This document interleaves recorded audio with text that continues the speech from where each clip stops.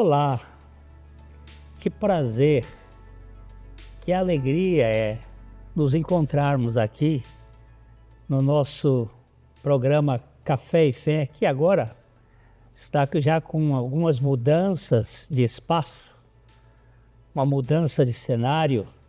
Nós vamos passar por algumas transformações este ano e em breve nós teremos aqui convidados para a gente bater papo, para a gente tomar o nosso cafezinho juntos.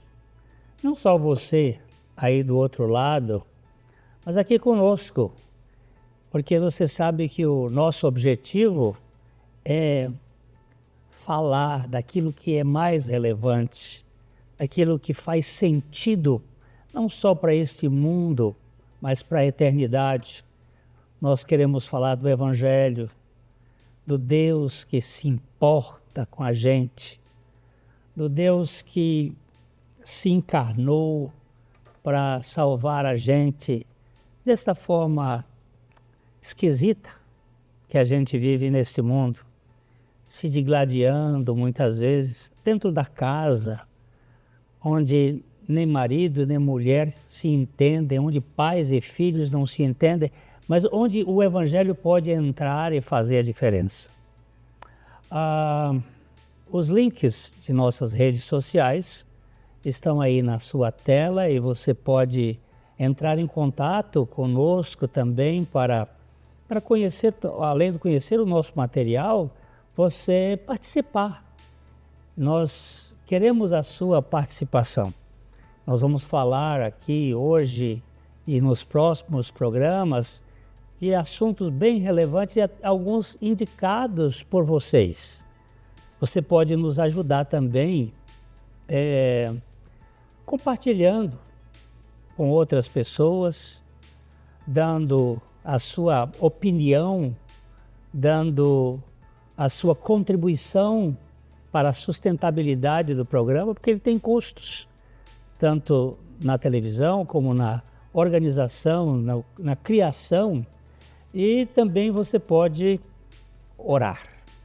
Ore por nós, peça a Deus que nos dê as condições para a gente poder fazer aquilo que glorifique a Deus, que edifique os corações, que leve luz para a vida de mais pessoas.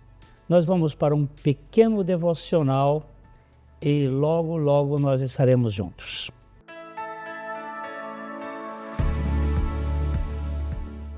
Bom dia, graça e paz. Eu queria ler hoje com vocês um texto da Palavra de Deus que fala muito ao meu coração. Ela se encontra na carta de Paulo aos Romanos, no capítulo 6, no versículo 6, onde a Palavra de Deus nos diz assim: sabendo isto, presta atenção, sabendo isto, sabendo o quê? Que foi crucificado com ele o nosso velho homem, para que o corpo do pecado, a natureza do pecado seja destruída, a fim de que não sirvamos mais ao pecado como escravos. E no versículo 7 ele diz assim: portanto, quem morreu está justificado do pecado. E aí quando Paulo, para explicar tudo isso, ele explica no versículo 8, ora, se já morremos com Cristo, cremos que também com ele viveremos. O que a palavra de Deus está querendo mostrar para nós aqui nessa manhã? Que Cristo, quando morreu na cruz do Calvário, ele não morreu sozinho. Quando ele morreu lá na cruz do Calvário, ele atraiu no corpo santo dele o nosso velho homem. O que é o velho homem? O velho homem é uma natureza egoísta, é uma natureza pecaminosa, é uma natureza adâmica que todos nós nascemos com ela. O velho homem, ele é um corpo estranho no ser humano e todas as pessoas que nasceram, que vão nascer nesse mundo, nascem com esse velho homem dentro delas. Mas a boa notícia aqui nessa manhã, e o apóstolo Paulo ele começa dizendo, sabendo isto, sabendo o quê? Que o nosso velho homem foi, essa palavra foi é passado, essa palavra foi é pretérito, foi o quê? Foi com ele crucificado, com ele quem? Com Cristo. Como que foi crucificado com Cristo? Cristo foi crucificado naquela cruz há 2000 anos atrás, mas ele não morreu naquela cruz porque ele tinha que morrer. Ele morreu naquela cruz porque eu tinha que morrer, porque o meu velho homem tinha que morrer. Então ele veio sem pecado para tirar o meu velho homem. Então, quando Paulo diz aqui, sabendo isto, que foi crucificado com ele o nosso velho homem, para que o corpo do pecado, a natureza do pecado seja destruída e eu não sirva mais ao pecado como escravo. Toda pessoa que nasce nesse mundo, ela nasce escrava dessa natureza, desse pecado, desse ser chamado velho homem. Mas a boa notícia que eu quero trazer para você nessa manhã é que quando Cristo morreu naquela cruz, ele atraiu o seu velho homem, ele atraiu o meu velho homem no corpo dele. E aí Paulo, no versículo 7, ele diz, quem morreu está justificado do pecado. E ele vai explicar isso, como eu disse, no versículo 8. Ora, se já morremos com Cristo, cremos que também com ele viveremos. O apóstolo Paulo explica isso em Gálatas capítulo 2, versículo 19 e 20, quando ele diz assim, eu pela lei morri para a lei, a fim de viver para Deus. Já estou crucificado com Cristo e vivo não mais eu, mas Cristo vive em mim. O que é novo nascimento? O que é regeneração? É Deus em Cristo tirar o nosso velho homem e colocar dentro de nós a vida de Cristo. Se alguém está em Cristo, é a nova criação. Se alguém está em Cristo, é a nova criatura, diz a palavra de Deus. As coisas velhas, as coisas antigas já passaram e eis que tudo se fez novo. A nossa oração, a minha oração é que o Espírito Santo revele ao seu coração que lá naquela cruz há 2000 anos atrás, Jesus não morreu sozinho, mas ele atraiu o seu velho homem, ele atraiu a sua natureza pecaminosa, ele atraiu a tua natureza carnal, a sua natureza adâmica no corpo dele. E na ressurreição, ele vem habitar em nós e vem nos dar a vida dele. Graça e paz, fique agora com o pastor Glênio. Até a próxima, se Deus quiser.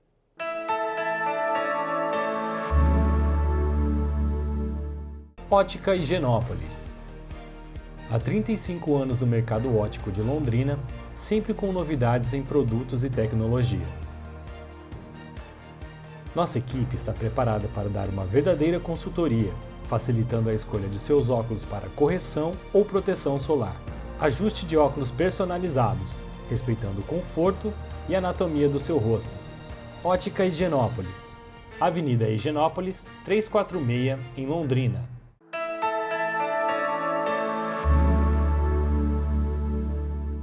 Recentemente, a nossa filha trouxe um grupo de crianças em nossa casa para uma celebração num sábado à tarde. E nós estávamos viajando e essas crianças brincaram no jardim, pularam e tinha uma cadeira, essas cadeiras de piscina, e eles pularam naquela cadeira, principalmente o menino pulou até rasgar a cadeira. A minha filha me perguntou, pai, como é que eu faço agora? As crianças rasgaram. Deixa isso, não tem problema. Isso faz parte do convívio com as pessoas. Às vezes a gente vê alguns probleminhas aqui e acolá, mas faz parte de você dar uma festa. E ela mandou consertar a cadeira e aconteceu um interessante. Eu estava em casa no dia à tarde e ele tocou uma pessoa tocou para trazer a cadeira.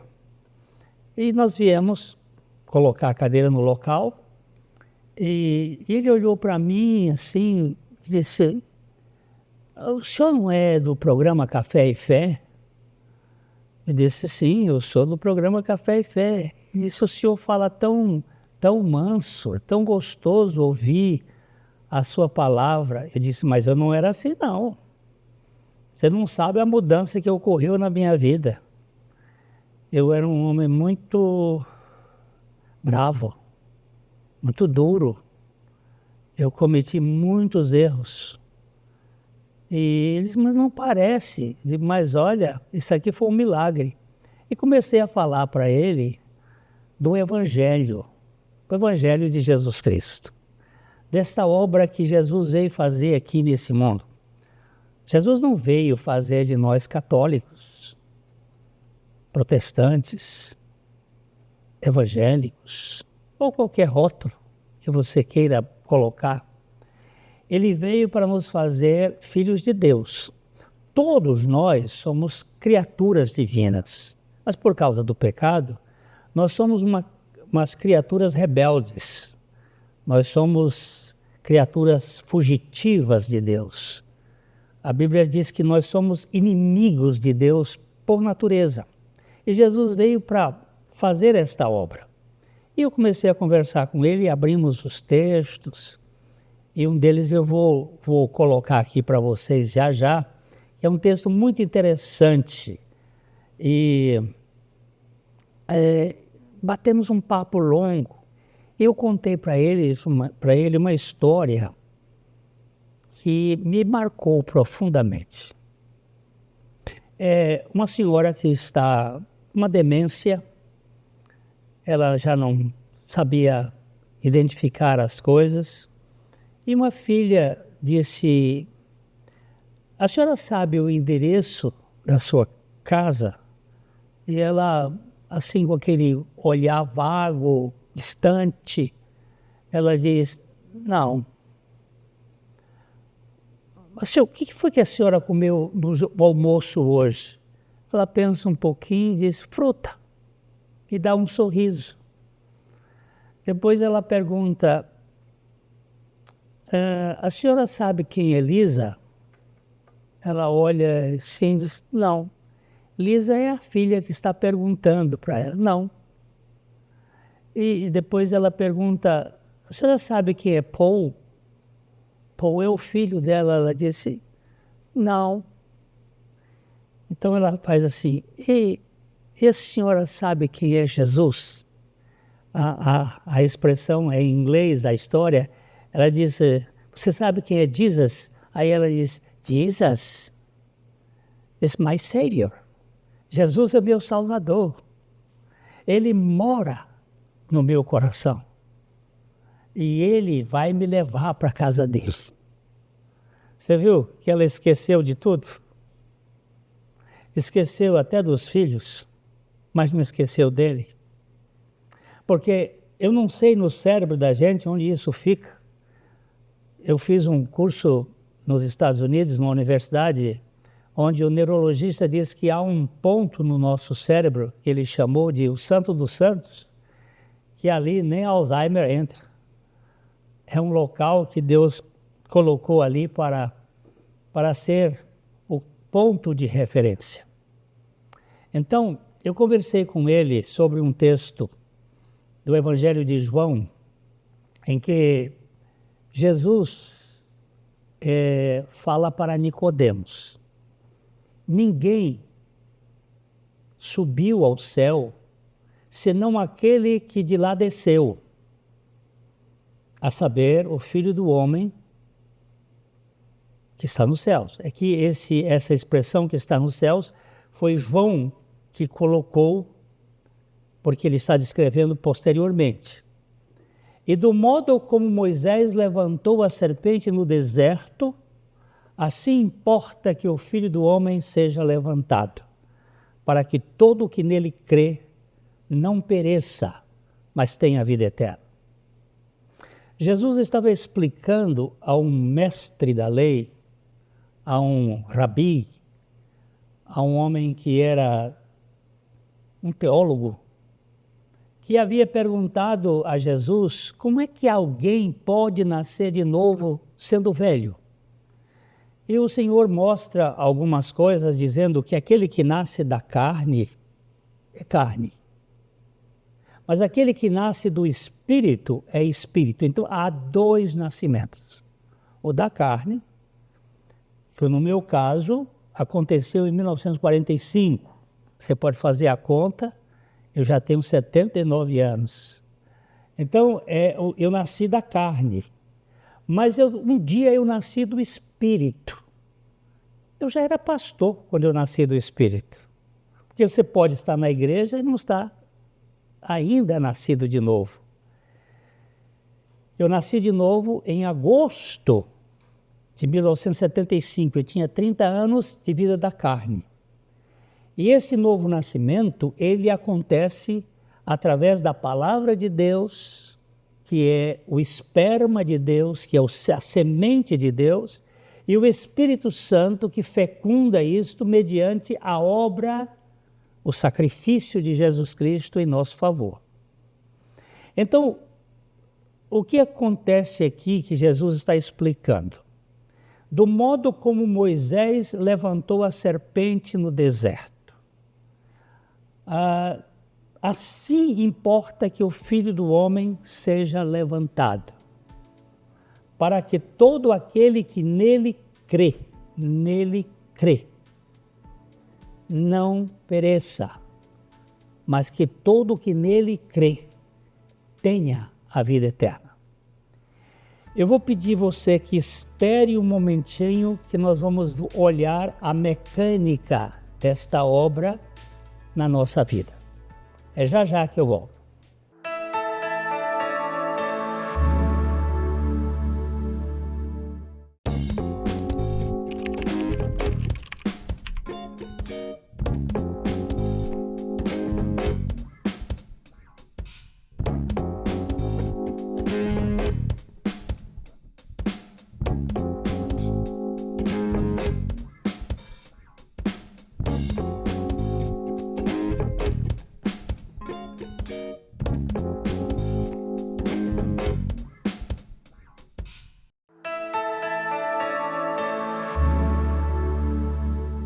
Como eu estava falando sobre esse texto que Jesus fala sobre a serpente levantada no deserto.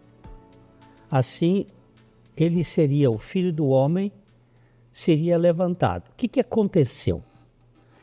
O povo de Israel, ele, diante de uma fome que houve no tempo dos patriarcas, no tempo de Jacó, eles acabaram indo para o Egito. E lá o José, que tinha sido vendido pelos irmãos, ele se tornou o segundo homem mais importante do Império Egípcio. E quando ele deu a condição de se revelar aos irmãos e à família, ele também deu uma parte de uma terra lá na região de Gozém para a família ficar. Depois da morte de José, vieram outros faraós e acabou que eles não conheciam o trabalho de José, e o povo de Israel ficou 430 anos dentro daquela cultura escravagista, uma cultura que não só escravizava o físico, o corpo, mas escravizava a mente, a alma. E esse povo viveu ali, naquela cultura de dominação, criou hábitos e costumes, e até aparecer Moisés, e agora ele vai retirar este povo em um projeto de Deus, onde houve aquelas 10 pragas, e houve a saída do povo do Egito. Quando eles estavam ali, na caminhada, o povo começou a reclamar da comida de Deus. Durante a caminhada, Deus passou a fazer na sua cozinha celestial um cardápio, uma comida, e eles, na primeira vez que viram, puseram um nome. O nome é manhu, que na verdade significa, o que é isto? Nós traduzimos aqui para a ideia de maná. E o povo comia aquele maná que tinha todas as condições proteicas e lipídicas e vitamínicas, mas que fortalecia. Mas o povo ficou enjoado. E com aquele enjoo, eles começaram a lembrar das cebolas lá do Egito, dos pepinos e dos peixes, e criticando Deus.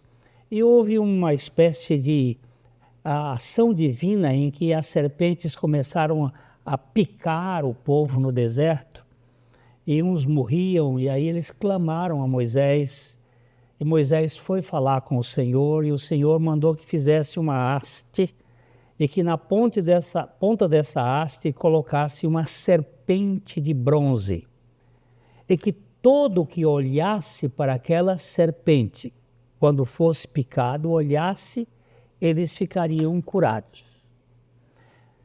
Não há nenhum aspecto antiofídico, não há um remédio em si, é uma questão de fé, de obediência. E aqueles que eram picados aqui olhavam para aquela serpente e eram curados.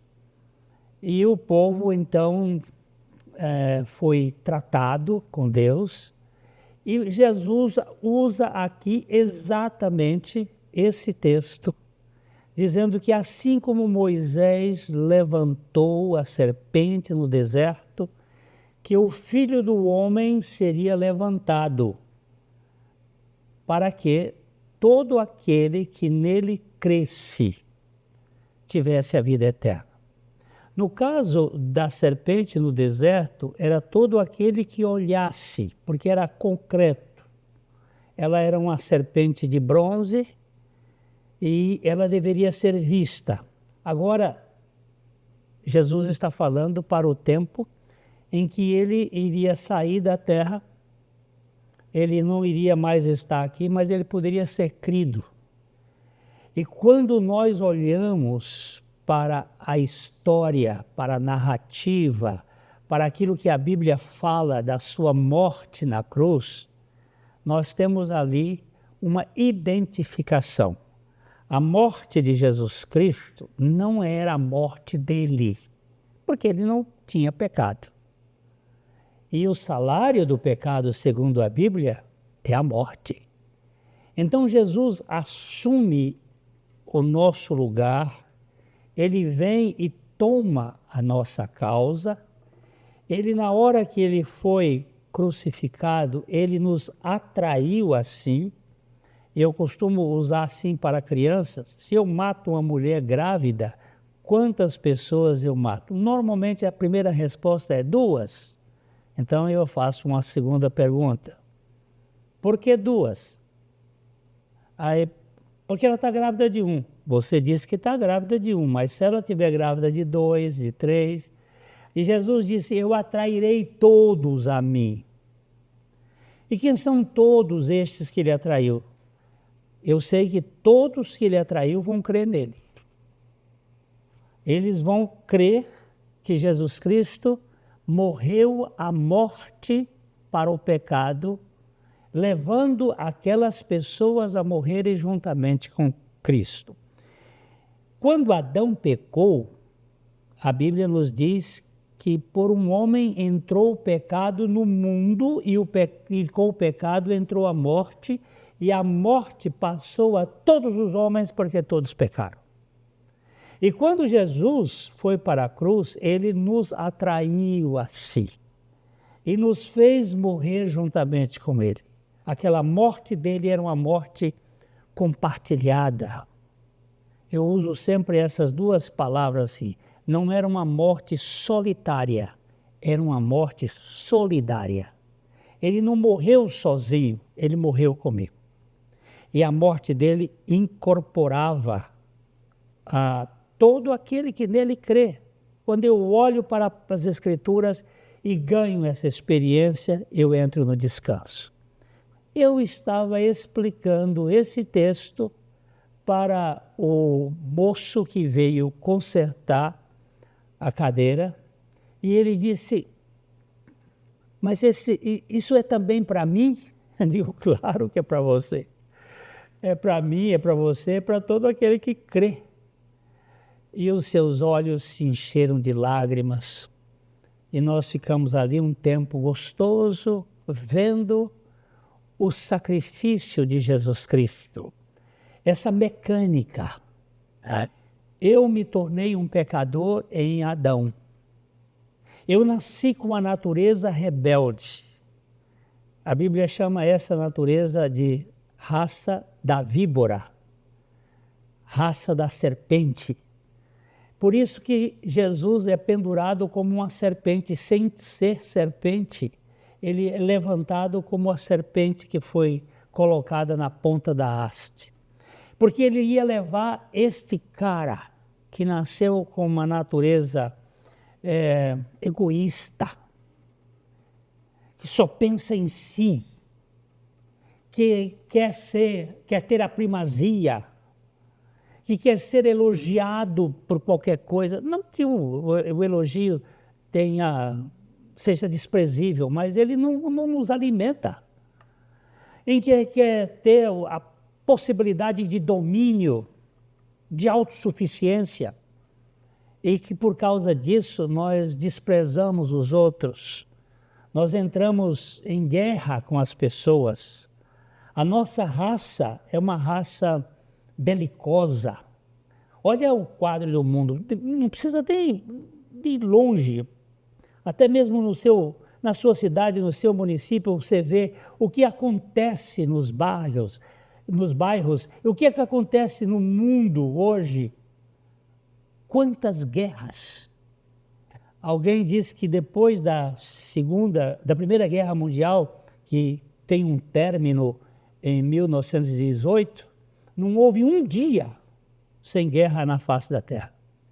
E para trás também, porque o ser humano, ele quer dominar os outros. Essa natureza eu herdei.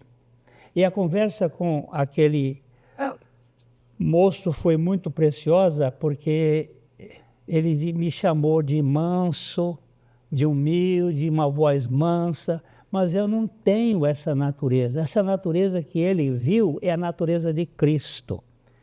É que eu creio como o apóstolo Paulo crê. E Paulo diz assim, porque eu, mediante a lei, morri para a lei, a fim de viver para Deus. Eu estou crucificado com Cristo e vivo, não mais eu, mas Cristo vive em mim. E a vida que eu agora vivo na carne, vivo-a pela fé no Filho de Deus, que me amou e a si mesmo se entregou por mim.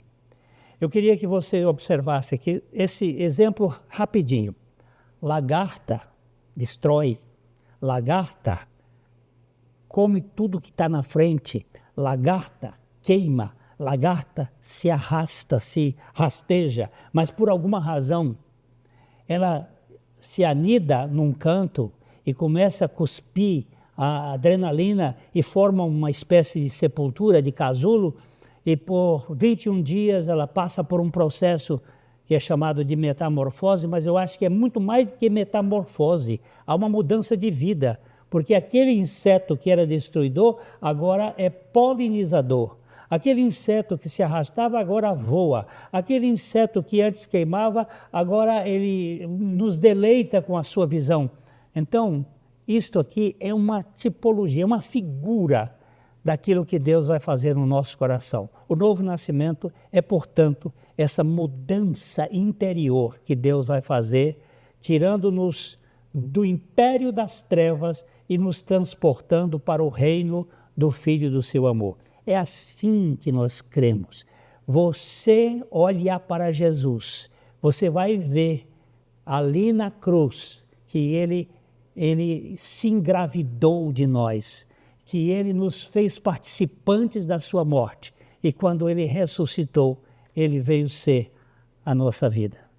Olha, querido, isto é maravilhoso. E aqui fica aquele abraço carinhoso, de coração para coração, na esperança de que aquele que ainda não creu em Jesus Cristo possa encontrar o descanso da sua alma na sua obra maravilhosa de morte e ressurreição juntamente com Cristo.